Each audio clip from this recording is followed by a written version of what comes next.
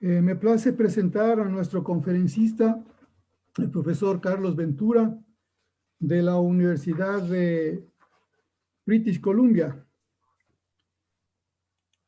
En su amplio currículum u hoja de vida, tenemos que es un ingeniero que se ha especializado en todo lo que se refiere a dinámica estructural e ingeniería sísmica. Actualmente es director de investigaciones de ingeniería sísmica en la Universidad de British Columbia. Su actividad y experiencia dice que tiene más de 500 artículos en los temas de ingeniería sísmica, ingeniería estructural, ingeniería modal. Ha hecho entre sus mayores contribuciones en los años recientes está el desarrollo e implementación de métodos basados en el desarrollo de sistemas sísmicos y cómo pueden estos mejorar la construcción de escuelas, de edificios de escuelas, por ejemplo. Un programa para el monitoreo de la salud de los puentes, de cómo están funcionando este tipo de infraestructuras.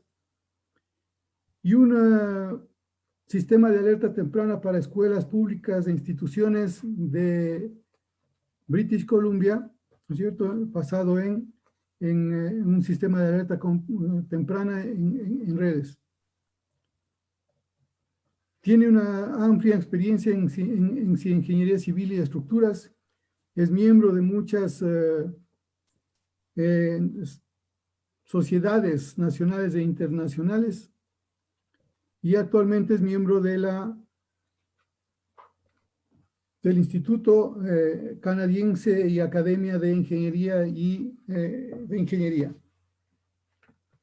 Con estas palabras dejo con ustedes a nuestro presentador Carlos Ventura. Voy a dejar de presentar. Carlos, por favor. Muchas gracias. Vamos a tener una presentación de alrededor de 35 minutos. Cuando estén faltando unos 5 minutos, te hago un pequeño recuerdo. Muy bien, gracias. Adelante, por favor. Sí, solo para confirmar que sí ven mi pantalla. ¿Están y oyen bien? Sí, sí está bien. Bueno, muchas gracias, ingeniero Salazar, por la introducción y de nuevo es un placer para mí estar participando en este evento tan importante y gracias a la invitación al doctor Carlos Villasís, que fue tan amable de invitarme a compartir con ustedes algunas experiencias y perspectivas de cómo evitar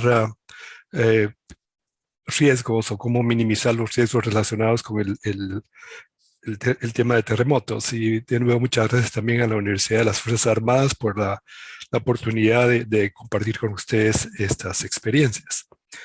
Y empecemos primero entonces con el problema de por qué los edificios se caen en un terremoto. O sea, el problema es que un edificio se va a caer o un puente se va a caer cuando pierde su capacidad de soportar su propio peso.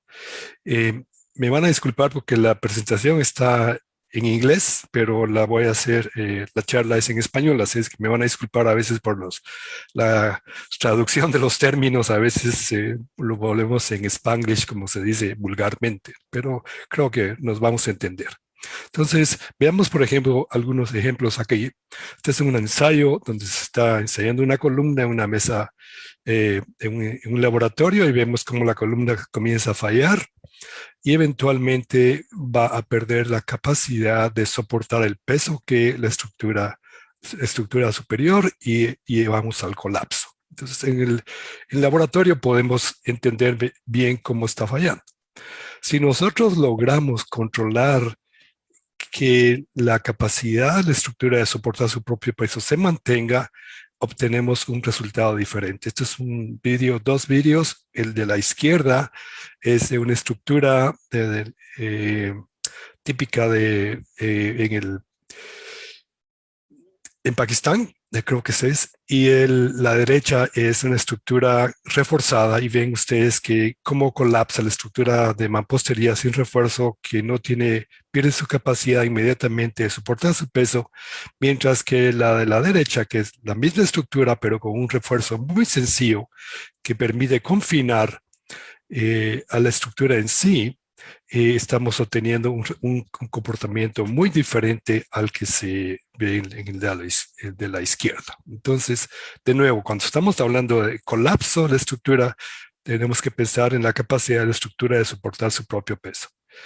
Y aquí tenemos un ejemplo, otro ejemplo, esto es en proyectos de demostración en Pakistán, en el cual en un ensayos muy sencillos, en una mesa vibratoria muy rudimentaria, se está demostrando la capacidad, cómo se incrementa la capacidad de una estructura sin refuerzo, típica de las que se usan en Pakistán, y para educar a la gente, a los constructores, de la región, que no necesariamente son ingenieros, sino que simple y sencillamente compartir el conocimiento que existe, que si una estructura está adecuadamente reforzada, se va a comportar de forma muy, muy diferente que si, no es, si se usan métodos tradicionales. En este caso, pues es simple y sencillamente una demostración visual de la gran diferencia que tiene en construir una estructura adecuada,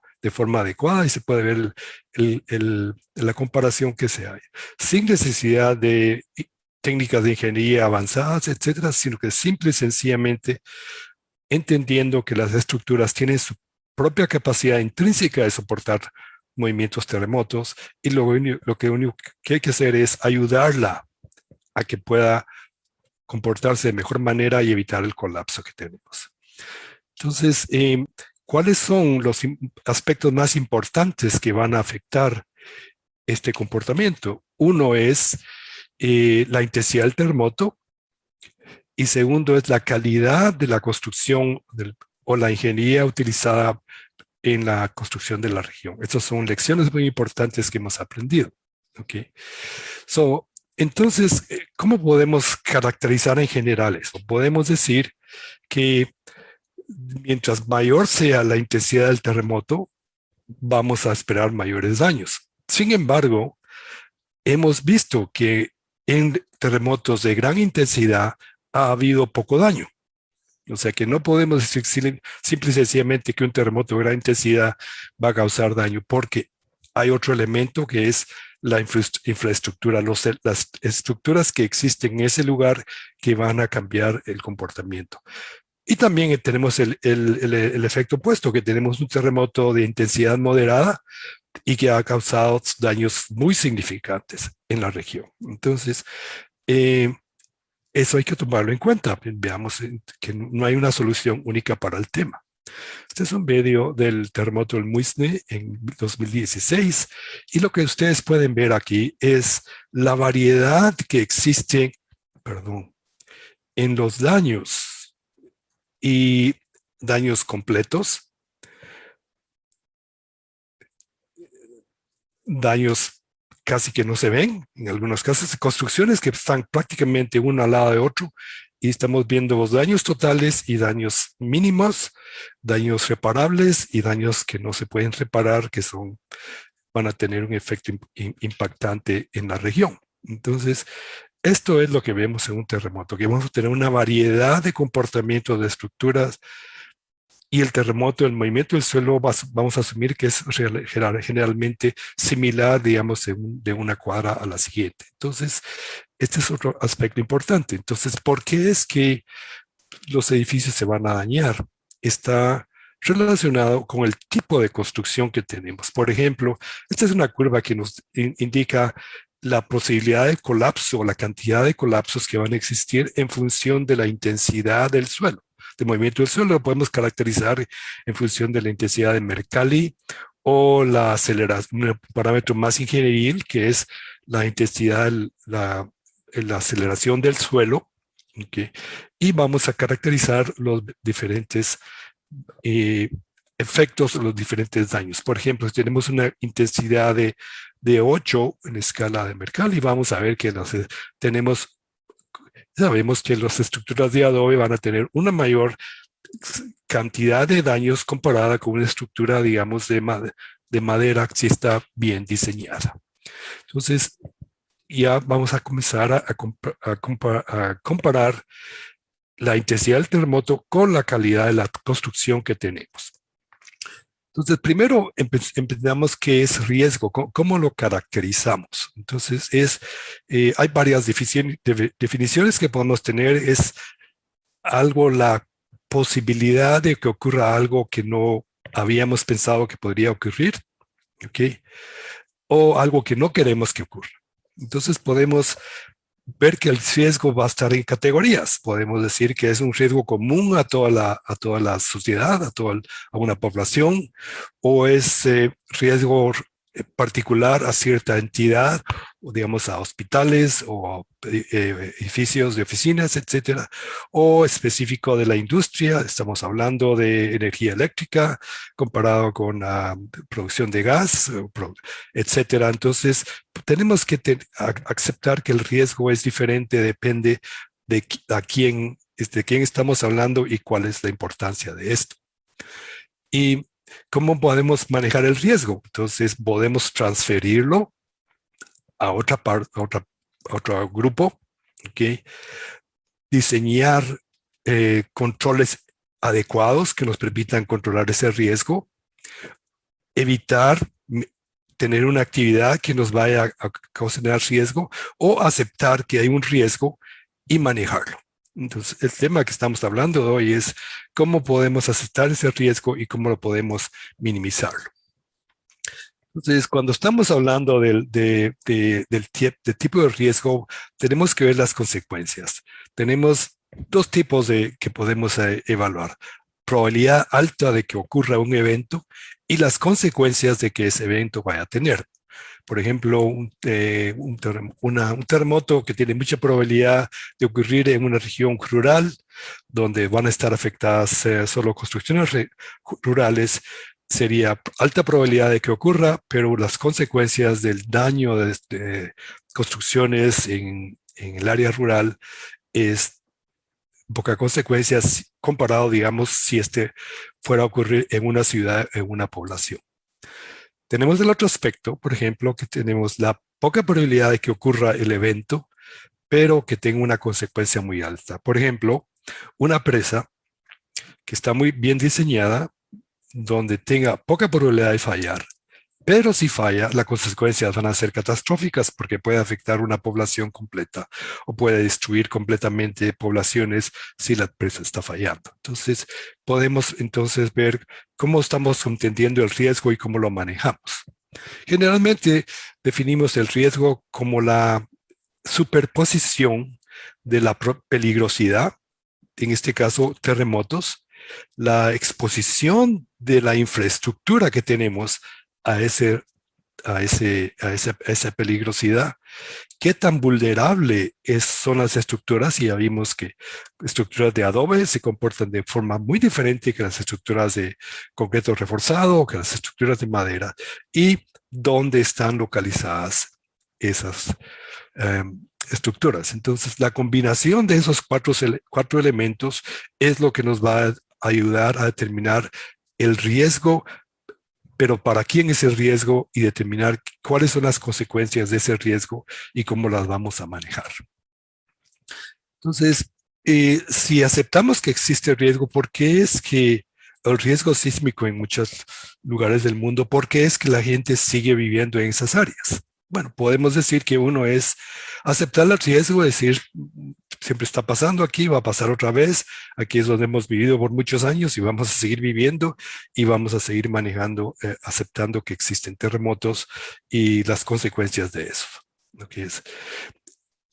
Otro acepto es, aceptar el riesgo. Y el tercero es adaptarnos a que hay un riesgo y establecer programas de preparación que nos vayan a ayudar a manejar ese riesgo. Y esas son las decisiones que tenemos que tener. No hacer nada, aceptar que exista, o adaptarse y generar soluciones que nos permitan manejar ese riesgo. ¿sí?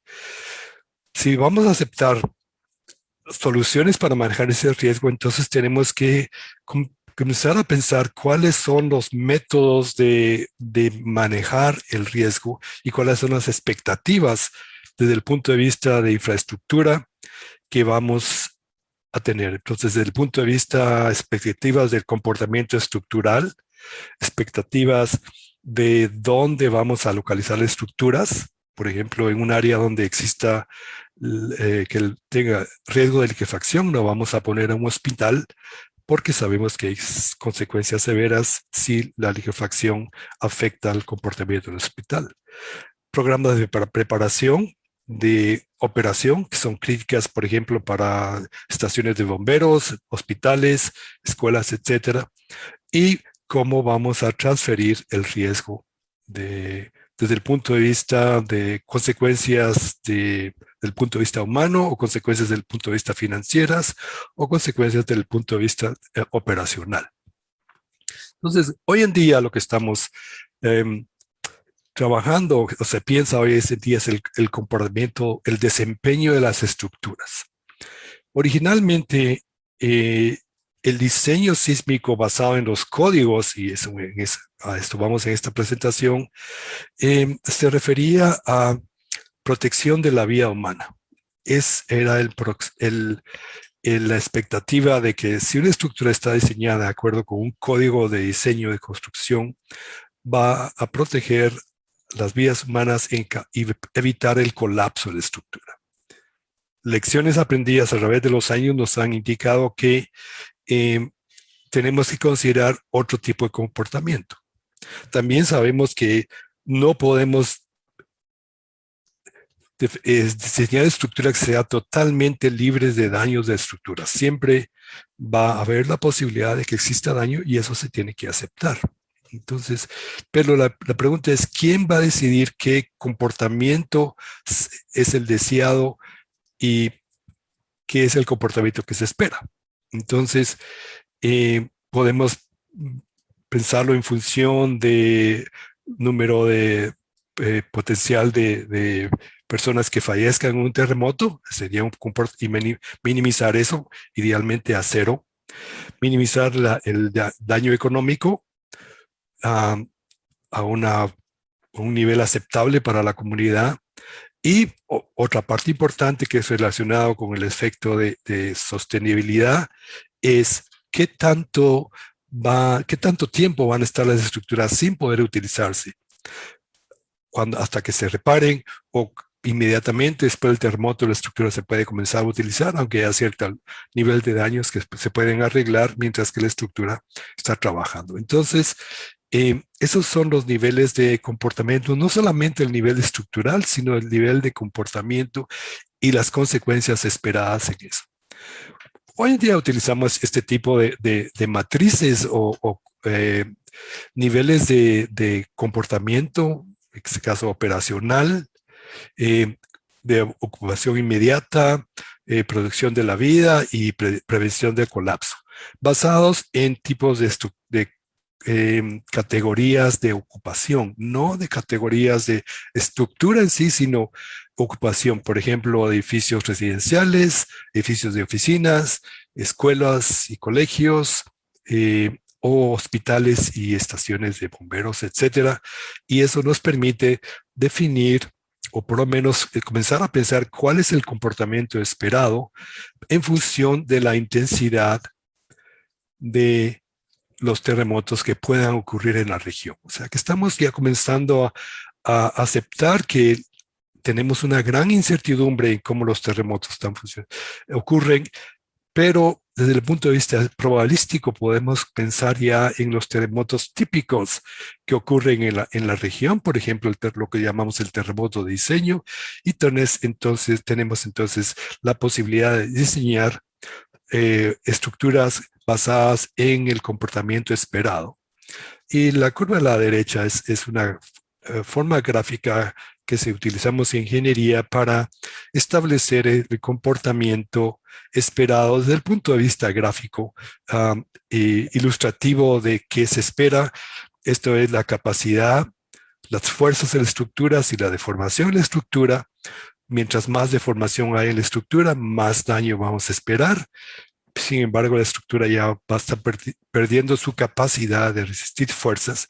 Y como decía, eventualmente, cuando estamos en la región de colapso, es que la estructura ya está perdiendo la capacidad de soportar su propio peso y llegamos a un colapso. Pero si nuestro deseo de comportamiento es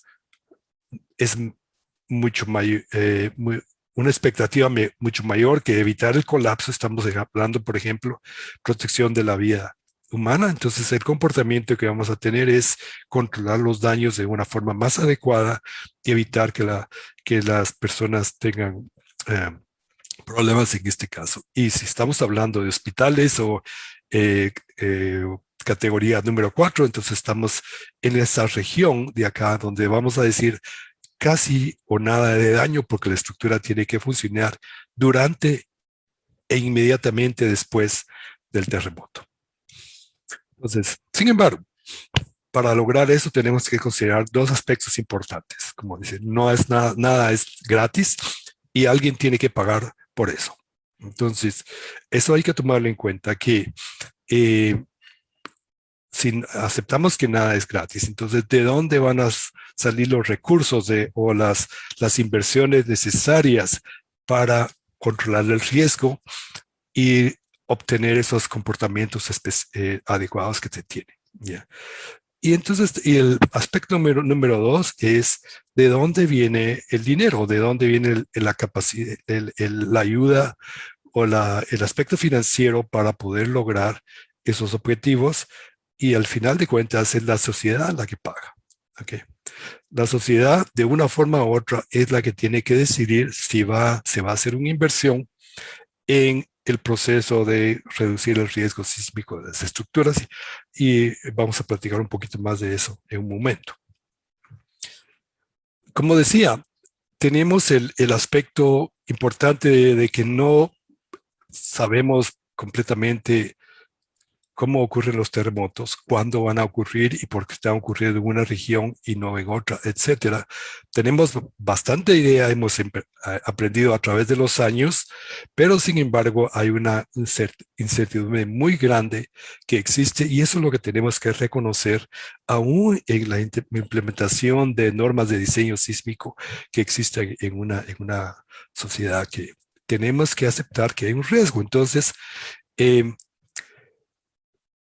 si aceptamos eso, hemos visto, y esto es universal, que la presencia y la aceptación y el uso de códigos de diseño sísmico, si están adecuadamente implementados, ayudan a reducir el riesgo que tenemos de las estructuras, reconociendo todas estas incertidumbres que hemos platicado.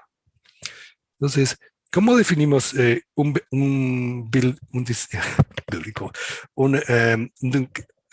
normas de diseño sísmico? Que son regulaciones, ¿ok? Que se emiten para regular el diseño, la construcción y el cambio de estructuras. Es un proceso en el cual la sociedad acepta esto y decide qué tanto riesgo está dispuesta a aceptar al implementar un código. Sin embargo, los códigos no son estacionarios. ¿Okay? Los códigos tienen que crecer, tienen que cambiar a través de los tiempos porque mientras más conocemos sobre los terremotos, sobre el comportamiento de las estructuras, sobre la expectativa de la sociedad de cómo funcionan o qué se espera de los códigos de diseños, ellos tienen que cambiar. Hoy en día ya estamos platicando de diseños sostenibles. Originalmente los códigos, la filosofía del código era protección de la vida humana y minimizar el daño en estructuras para terremotos de menor intensidad, pero a un terremoto de gran intensidad, evitar el colapso. Hoy en día estamos ya platicando de diseños sostenibles y lo más reciente es la resiliencia, o sea, estructuras que puedan resistir terremotos con poco daño o que se puedan reparar inmediatamente y volver a utilizar, es el concepto de resiliencia. Entonces eso todo va a estar cambiando y está forzando a que los códigos también evolucionen con el tiempo basado en las necesidades de eso. Pero al final, ¿quién es responsable de que utilicen los códigos adecuadamente? Son los gobiernos locales o las municipalidades, etcétera. Son los que van a controlar eso y eso es lo que se espera siempre en todas partes. Okay. Esa es la única ecuación que quería presentarles, pero es ilustrativa, en el cual esto es el resumen básico de lo que estamos hablando en la implementación de un código. Vamos a comparar la capacidad de una estructura de resistir un terremoto contra la demanda causada por un terremoto. Desde el punto de probabilístico, la capacidad no es única. Hay una variación de la capacidad y eso la curva en rojo establece que tenemos un valor medio de capacidades, pero tenemos también una variación de capacidades. Estructuras que tengan mucha capacidad porque fueron sobrediseñadas o se utilizó un diseño que resultó ser mucho más conservador o con mucha más capacidad, o podemos también tener la posibilidad de que una estructura, aunque sea diseñado con normas de ingeniería o conocimientos de ingeniería, existe la posibilidad de que por alguna configuración va a tener una capacidad menor de la esperada. Lo mismo podemos decir con la demanda de un terremoto. Desde el punto de vista medio, podemos esperar un terremoto de cierta intensidad en una región, pero vamos a tener también la variabilidad de las demandas, etc. El problema es que cuando la capacidad no es suficiente para la demanda esperada, o que la demanda se incremente, por ejemplo, que la demanda sea acá, entonces tenemos una región de mucho mayor riesgo en el cual tenemos mucha demanda y las capacidades no son suficientes. Entonces, si lo pensamos desde el punto de vista de cómo controlar capacidad y demanda, podemos entonces entender mejor cuál sería el objetivo de un código de diseño. Por ejemplo, aquí tenemos la distribución de intensidad del terremoto de Muisne, en el cual estamos viendo las áreas donde la intensidad del sismo en función de la aceleración del suelo fue mucho mayor. Las regiones rojas son áreas donde la aceleración del suelo fue bastante severa, tipo de aceleraciones de más del 50% de G, que generalmente resultan en daños severos, o en áreas donde hay menos intensidad que no resulta directamente en daños en estructuras. Otra forma de verla es la historia de tiempo de aceleraciones medidas en el suelo, que también nos dan otra información sobre la demanda de la cual estamos hablando y cómo comparamos esa demanda con la demanda originalmente estimada en un código de diseño. Entonces aquí podemos ver algo interesante, a ver cómo el movimiento del suelo es muy, muy diferente en cada región. Y tenemos no solamente la intensidad del movimiento del suelo, sino también la duración del movimiento del suelo, que son dos parámetros importantes que tenemos que considerar en la caracterización de las demandas. Y eso es lo que los códigos generalmente están utilizando, basados en estudios de ingeniería por expertos geólogos, sismólogos, ingenieros, que van a tratar de caracterizar esa demanda de la mejor manera posible. La consecuencia de una demanda mayor o es mayor a la esperada y la posibilidad de que las estructuras no fueron diseñadas con la capacidad adecuada nos resulta en daños de estructuras, tal como lo vemos aquí en los hospitales en la región de Manabí, que estamos viendo los diferentes daños estructurales. Vemos que son colapsos parciales, no vemos colapsos totales, pero resulta que la capacidad de la estructura no fue suficiente para las demandas que estábamos viendo en este caso. Y otra consecuencia importante, como Carlos compartió esto conmigo, es el efecto en las escuelas, que es un tema que hemos estado trabajando por muchos años y también aquí en la provincia de British Columbia. El problema del comportamiento de las escuelas es serio. En este caso tenemos estadísticas de 560 edificios escolares dañados, 88 de esos llegaron al colapso total. Eso no es aceptable. Y muchos de esos fueron diseñados por ingenieros, pasaron por el proceso de chequeo en la municipalidad o en el estado y supervisados. Sin embargo, el daño ha ocurrido. Entonces, ¿dónde está el problema? ¿Es el problema de que la demanda excedió la capacidad? El problema es que la capacidad de la estructura no fue adecuadamente estimada por falta de conocimiento de los ingenieros, que del tema no fue abordado adecuadamente, conocimiento de las personas de los encargadas de revisar la estructura que no sabían qué tipo de estructura es adecuada para un terremoto o no, o tenían poco conocimiento en eso. Entonces, todo eso es parte del problema y no lo podemos encontrar un solo culpable. O sea, es todo un proceso completo.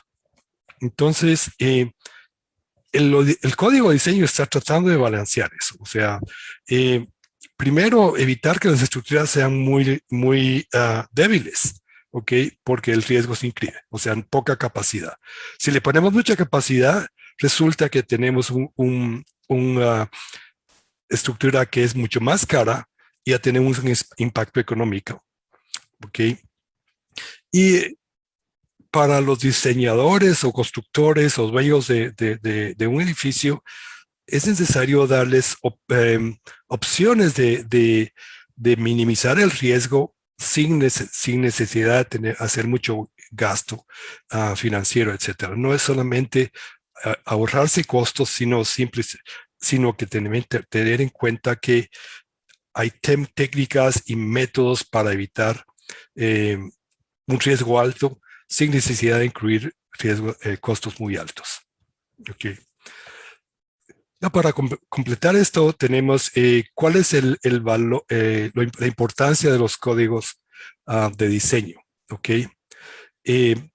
Primero, están hechos para responder a las necesidades de la sociedad. Okay.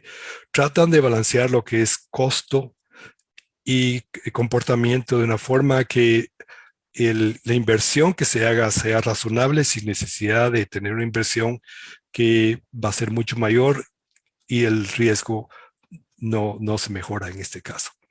Y el tercer tema es tener en cuenta cómo se van a mantener las estructuras, cuáles son los costos de mantenimiento y operación de esos. Todo eso se tiene en cuenta en eso. Los códigos hoy en día dan los requerimientos mínimos de diseño. Son una guía, no hay que entender cómo utilizarlos, hay que tener el conocimiento adecuado para poder aplicarlos. No es simple y sencillamente de leer el código y aplicarlo, sino que hay que entender qué es lo importante de estos códigos y cómo se van a enforzar esos códigos desde el punto de vista de legislación. Okay. Estos tres temas son importantes. Es un mandato, es un compromiso y requiere educación. Son tres temas muy importantes que si no se toma en cuenta un código de diseño, no funciona, no sirve para nada. Tenemos consecuencias de que existe un código, pero las estructuras se han dañado y la gente se ha resultado con heridas o fallecidas, etcétera. Entonces, esos son tres temas importantes de cómo lograr que el código se lleve a cabo, que sea un compromiso de las autoridades y que las personas que están diseñando tengan la educación adecuada para hacer esto. Este es un ejemplo de la carta de garantía que los ingenieros firman cuando hacen un diseño estructural en la ciudad de Vancouver. Tienen que firmar esta carta diciendo que yo como ingeniero he evaluado la estructura y garantizo que la estructura basada en mi conocimiento que yo tengo y mi responsabilidad profesional, la estructura va a funcionar tal como se espera. Okay. Ese es un tema desde el punto de vista de ingenieros, y ven ustedes toda la lista de elementos que el ingeniero tiene que chequear para asegurarse o por lo menos dar la garantía de que la estructura está funcionando.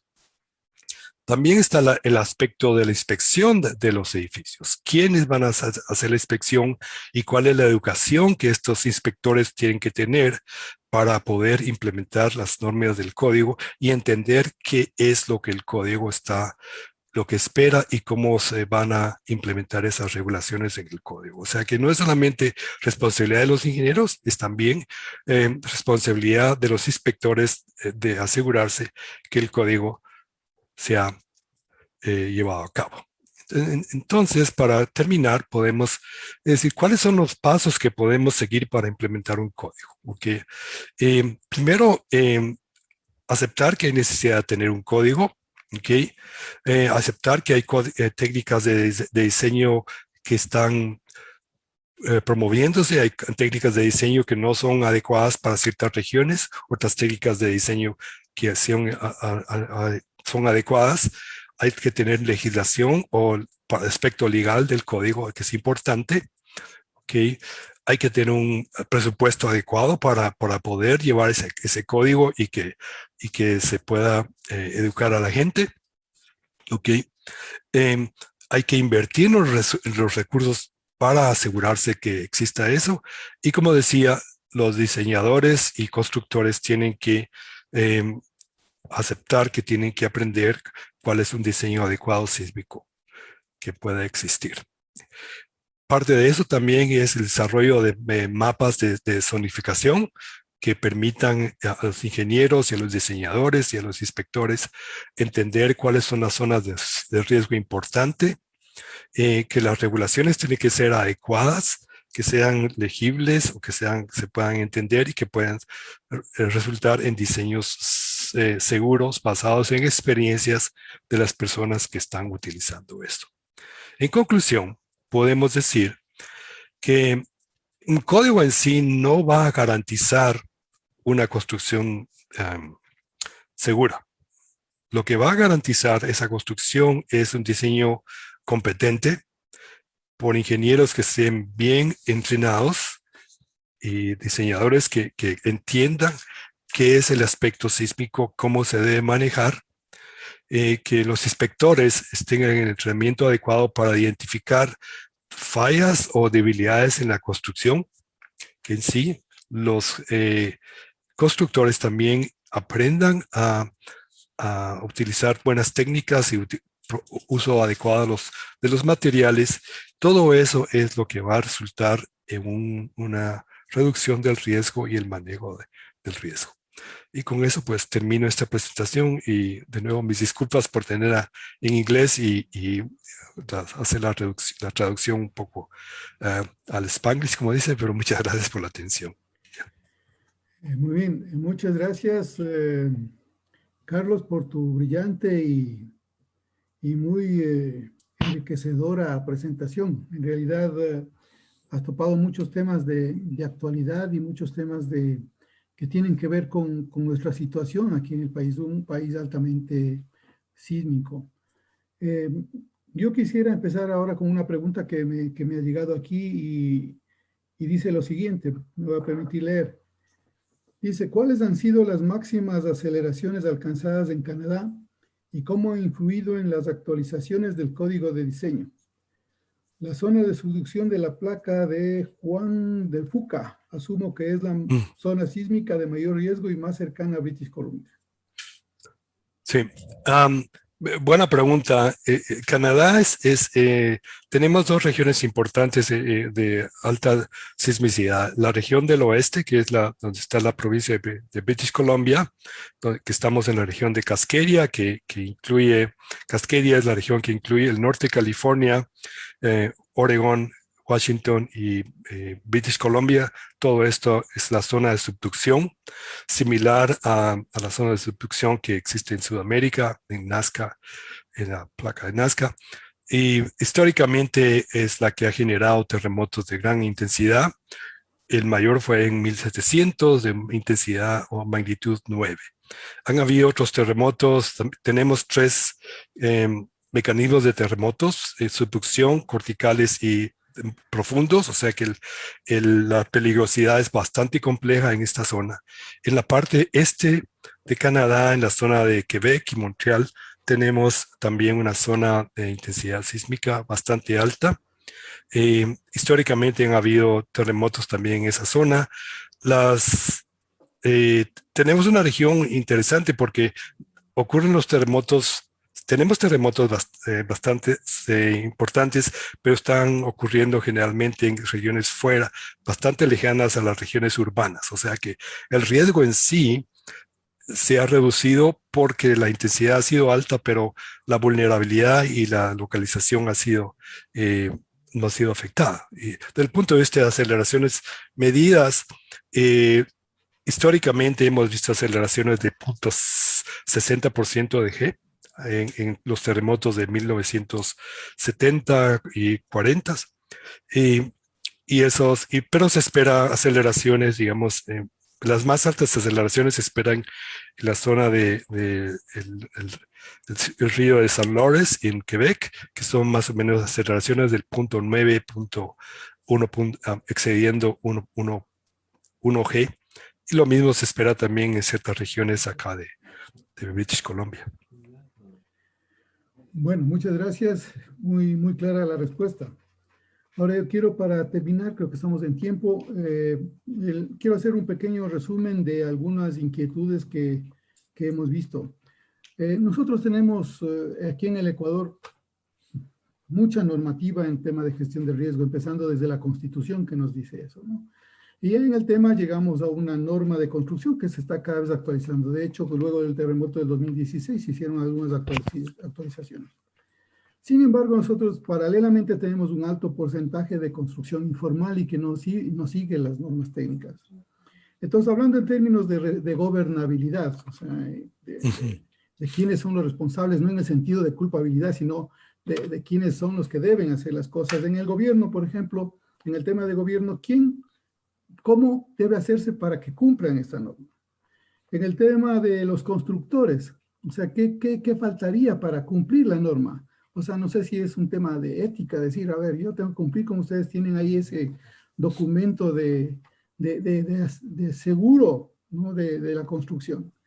Y luego con el desconocimiento de las personas también, porque también los ciudadanos tienen mucha culpabilidad y se ha visto, por ejemplo, que se aprueban la construcción de un edificio primera planta y yo que trabajo en el tema de catastro sigue registrado como primera planta, pero resulta que ya tiene 3 pisos.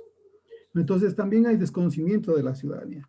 Entonces, uniendo esos 3 temas de gobernabilidad, desde el gobierno hasta el ciudadano, ¿cómo piensas que el CERAM podría ser utilizado o cuál sería la actuación, el uso, la usabilidad de este CERAM en estos términos, en el aspecto de la construcción? Es excelente observación, Rodolfo, y eso lo vemos en muchos países. El aspecto de construcción informal es el que generalmente causa la mayor cantidad de daños y muertes y lo hemos visto el terremoto de Wenchuan en China en el 2008, estuve por ahí, también estuve en el Ecuador después del terremoto del 2016, en muchos países de Guatemala. La experiencia en Guatemala, si la puedo compartir con ustedes, fue que el tema de construcción informal es igual que en todas partes.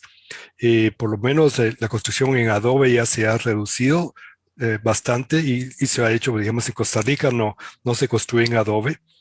En Perú siguen batallando con el tema de construcción en adobe porque es el material más barato que existe y cómo impedir que la gente de pocos recursos utilice el adobe. Entonces, lo que se ha hecho, por ejemplo, en Guatemala fue educar a los constructores de construcción informal en ayudarlos a entender por qué los edificios se caen, en este caso la compañía que produce el cemento, estableció un programa de educación de los constructores de bloque de concreto, de enseñarles a cómo construir un bloque de concreto de mejor calidad y ponerle refuerzo. Entonces, siempre existe el balance de construcción ingenieril que requiere buenos ingenieros, constructores y inspectores que sepan qué hacerlo, y la otra parte de construcción informal, que es la más problemática por los temas que tú decías. Entonces, y como enseñaba en el video de Pakistán, es enseñándole a la gente por qué hay que mejorar el diseño sísmico. Aquí en British Columbia tenemos un programa también para educar a los constructores. Generalmente la construcción es de madera, la mayoría de las casas son de madera, sin embargo, hay construcción de madera de buena calidad y hay de mala calidad. Entonces, lo que hacemos en el laboratorio, construir un edificio de madera, hacer el ensayo sísmico, invitar a los constructores a que lo vean, y decirles, mire, así es como ustedes están construyendo los edificios y esta es la consecuencia de lo que están haciendo. Si ustedes cambian un poco el diseño o hacen estas modificaciones, la estructura se va a comportar mejor. Y eso nos ha ayudado mucho a educar a estas gentes que no necesariamente tienen el interés o la motivación de implementar normas de diseño, etcétera. Pero es una buena observación, Rodolfo, que es una batalla de todos los tiempos, de todos los lugares, y en mi opinión es educación. Es la solución para esto. Un programa de educación a todos niveles, ¿verdad? Muchas gracias, Carlos. Nuevamente, muy agradecidos por tu brillante exposición y explicaciones de las preguntas. Con esto daríamos concluida tu conferencia. Nuevamente, muchas gracias y esperamos contar con tu apoyo siempre. Como siempre, mucho gusto. Ahora, siempre. Gracias. Gracias también.